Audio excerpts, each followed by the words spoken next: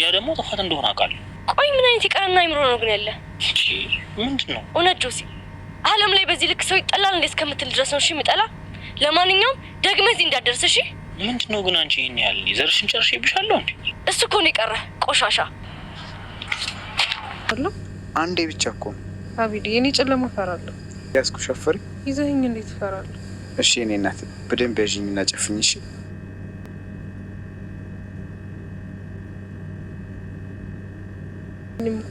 አይኔ ተዋቸው። የት ሄዳለች ደግሞ? በር ላይ አየህ አይደል የሰው ባሉት አራሽ። እንዲሁም ዛሬ ነገር ብሏታል። ተነጋገር ነገር ብሎሻል። ነገር ብሏትም እኮ ይፈረድባት። ምንም እዚህ ብላ ሲል እሷ ምንም አላደረገችም። እሷ ለተፈጠበት እውነቷን እኮ ነው። መቼ ፍቅር ሰተኝ ታውቃለህ? የእነሱ ፍቅር እንዴት እንደሚያስቀና አየከው አይደል እያለችው ትገኛለች። አቤላም እንግዲህ ከሌሎች ሀሳብ እየወሰደ ከህኑ ጎን ሆኖ ይገኛል።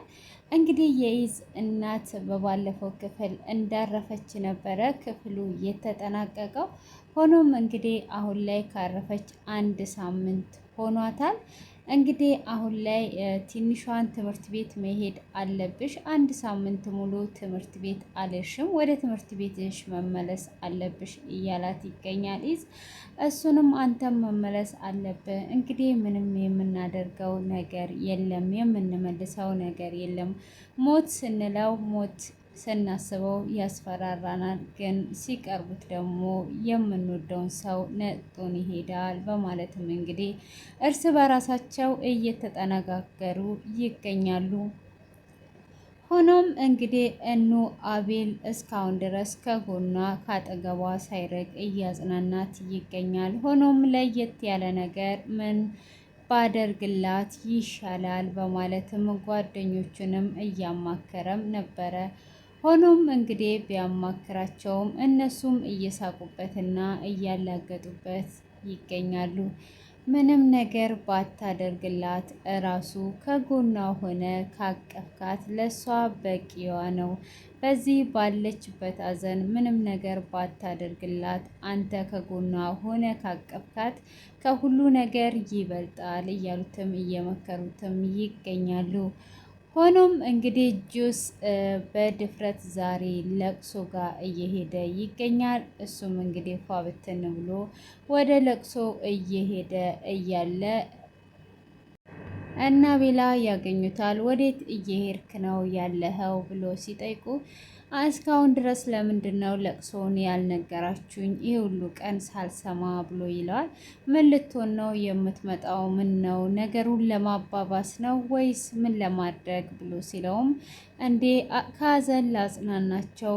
እናት እኮ ለእኔም እናቴ ናት፣ ቢያንስ እኮ አውቃታለሁ በማለትም ሲል ምን ነው ልታባብስባቸው ካልሆነ በስተቀረ እንዳትሄድ በማለትም አቤል ይናገሩታል። በሚናገሩበትም ሰዓት ምን ነው እኔ እናትየውን ነው እንዴ የምመስለው? እኔ ሲያዩ የሚባባስባቸው ለምንድን ነው በማለትም ይጠይቀዋል። እሱም ያደረከውን ነገር ረሳህ እንዴ? ስለዚህ ካደረከው የተነሳ በፍጹም መሄድ የለብህም በማለት ሲሉትም ሐዘን ላይ እያሉ እነሱ ይሄንን ነገር ምን አሳሰባቸው? ስለዚህ ሄጄ እኔ አጽናናቸዋለሁ ይላል። አቤላም ተው አትሂድ ብለውም ጆሲ ሄዳለሁ፣ ሄጄ ያሉበትን ማየት አለብኝ በማለት እንግዲህ ይሄዳል ማለት ነው። እንግዲህ እኑና አቤል ትንሿ ሆነው ቁጭ ብለው ነበረ። ለቅሰኞቹም እንግዲህ ጓደኛቸውም ደርሶ ከሄዱ እና አመሰግናለን ብለው ከተለያዩ በኋላ እነሱም ብቻቸውን በተቀመጡበት እስቲ ምግብ ነገር ልስራና ምግብ ነገር መብላት አለብሽ ብሎ እንግዲህ እንዬንም እነሱም ለመብላት ሲሉ እኑም እኔ አሁን አልበላም አሁን ላይ ትንሽ መቆየት እፈልጋለሁ በማለትም ስትል ኢዝም እንዴ ምነካሽ አሁን መብላት አለብን ብሎ ይላታል። እሷም አይ አሁን መብላት የለብኝም ብላ ስትል ትንሿም በቃ እኔም አልበላም ሲጀመርም እኮ ላንቺ ብዬ ነበር የሰራሁት በማለትም ስትል እሺ በቃ እበላለው በማለትም እንግዲህ ምግቡን ልታቀርብላት ስትል ነበረ ጁስ የመጣው ማለት ነው። እንግዲህ እሱም እንደመጣ ለመጀመሪያ ለቅሰኞች የቀረበ ንፍሮ ነበረ። እንግዲህ በባህላችን እንግዲህ ሰዎች ሲሞቱ ቶሎ ንፍሮ ነው የሚቀርበው እና እንግዲህ ንፍሮውን ያዝ ያደርጋል። ከዛን ምን ልትሆን ነው የመጣው በማለት እንግዲህ በቁጣ ኃይል ሲናገሩት ነበረ። እንግዲህ ትንሿ ምን ልትሆን ነው የመጣኸው እያለች እኑም ምን ልትሆን ነው የመጣው አይምሮ ይሰራል ወይ ጤነኛ ነው ወይ እያሉት ነበረ። ግን እዚህ ጋር በለቅሶ ላይ የሰው ልጅ ሳለ የበደለው ሰው እንኳን መቶ ያንን ለቅሶ ሲያጽናናው ያ የተበደለውን በደል ይረሳል ብዬ ነው ማስበው። እና እንደዚህ በለቅሶ ላይ የሚቆጣና የሚናገር ሰው ይኖራል? እንዲያው እውነተኛ ቢሆን እንጃ።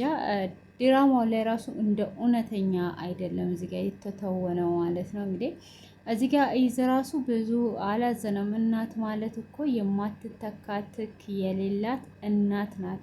እናት ማለት እንግዲህ መገለጫ የሌላት ድጋሚ የማትገኝ ናት። እና እነሱ እዚህ ጋር ሲያለቅሱም አላሳዩንም፣ ምንም አላሉም። እና እኔ ብዙ ጊዜ የተጣሉ ሰዎች የተራራቁ ሰዎች በለቅሶ ሲታረቁ አያቸዋለሁ ማለት ነው። እና እንደዚህ በድሎ በሽማግሌ ያልታረቁ ሰዎች ያ ሰው አንድ ሰው አሸንፎ እዛ ለቅሶ ላይ ከሄደ ከደረሰ ሞትን ያስታውሳል ይመስለኛል። ይቅርታ ተደራርገው ሲታረቁ ነው ማየው። እና እዚህ ጋር ደግሞ ምንድን ነው ያው የሰው ልጅ ሁሉም ይለያያል። የእናት ወደም ቡሬ ነው እንደሚባለው።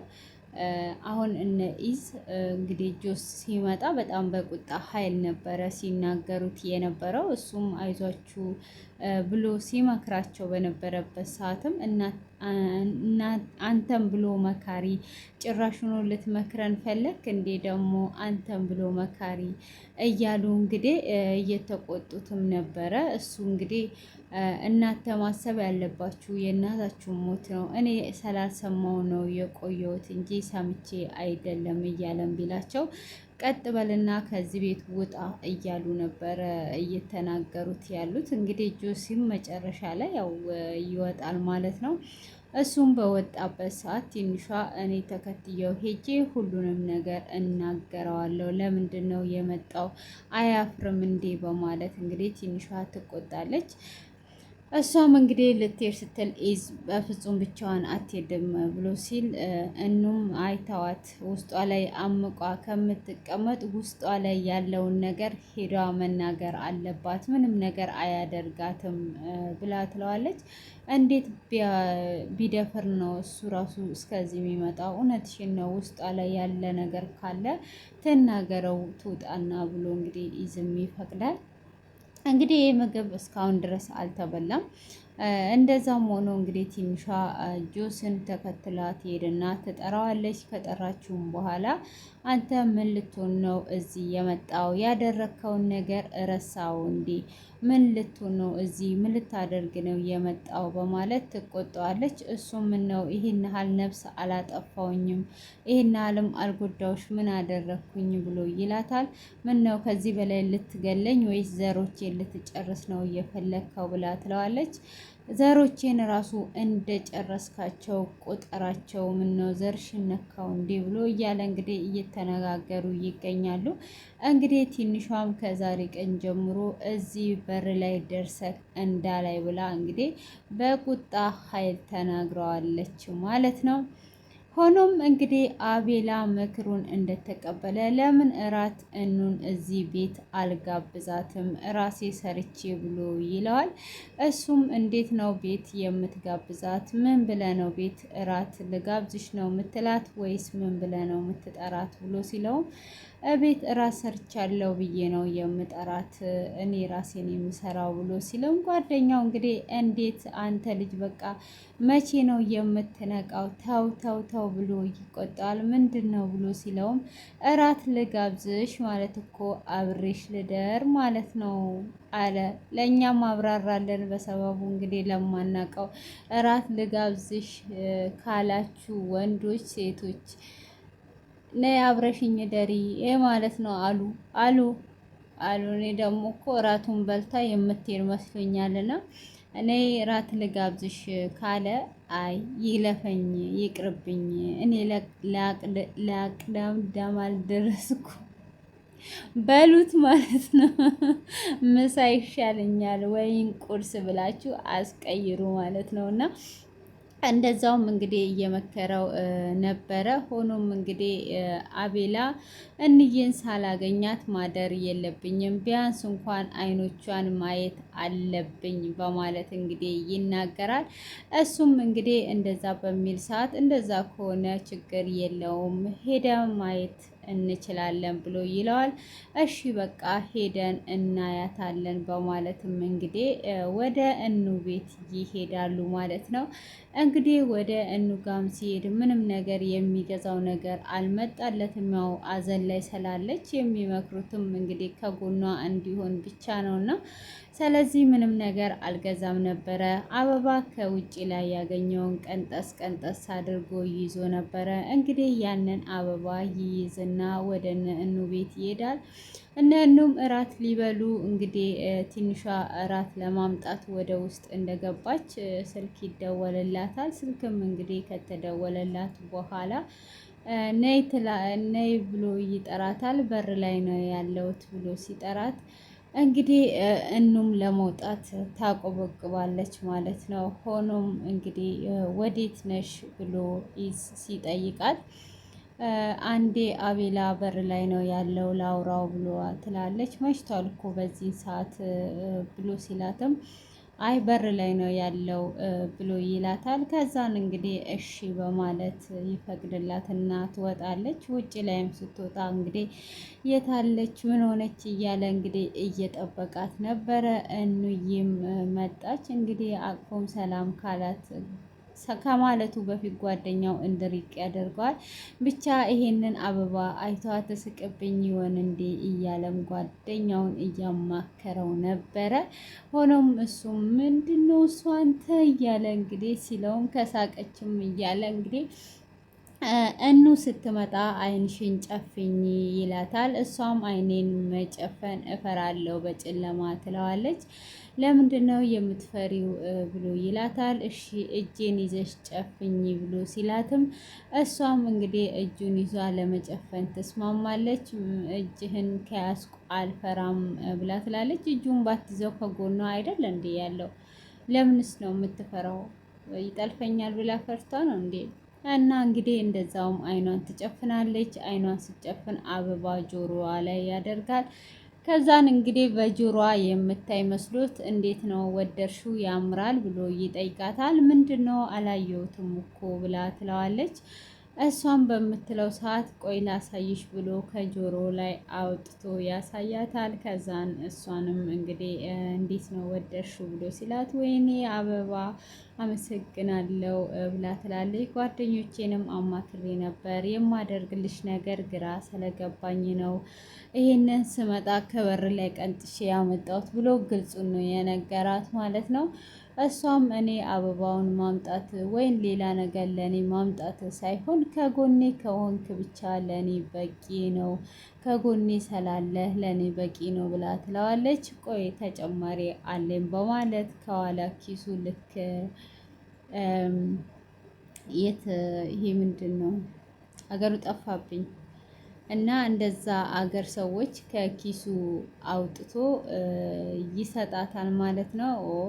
ተጨማሪ አበባ አለኝ በማለት እንግዲህ ትደሰታለች። ሰላም ትለዋለች። እያወራችው እንግዲህ ጓደኛው ብርዱን አለመቋቋም አቅቶት ይበቃሃል በማለት ይመጣል። እሱም እንግዲህ ሲመጣ እንዴ እዚህ ነህ እንዴ ብሏ ስትል ባልሽ እኮ አባሩኝ ነው እኔ ብርዱን መቋቋም አልቻልኩም ብሎ ይላታል። እንግዲህ እንደዛ በሚላትም ሰዓት አንተ ለምንድን ነው የመጣው? ምን ልትሆን ነው የመጣው? አሁን አይደል እንዴ ያገኘዋት እችን ሰከንድ ውስጥ በዚች በደቂቃ ውስጥ እንዴት ብሎ ይላል። እንግዲህ አቤላ እንዴ አንተ በብርድ ልሙት እንዴ ለምንድን ነው እንደዚህ የምትለኝ እያሉ እንግዲህ ሁለቱም እየተከራከሩ ይገኛሉ።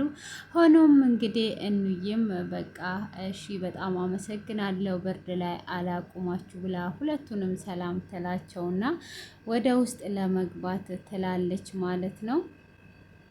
እሷም እንግዲህ ወደ ውስጥ ትሰናበታቸውና ትገባለች። ውስጥም እንደገባች ለምን ቆየሽ በማለት ኢዚ ጠይቃታል። እንዲቆየው እንዴ ብላ ትላለች። አረ አበባ በማለትም ሲል እንግዲህ ትንሿም ቀናሽ ወይ ብሎ ሲጠይቃት ለምን አልቀናም የኔ ባል እኮ ፍቅር አያቅም። እውነቷን ነው መቼ ፍቅር ይገባሃል?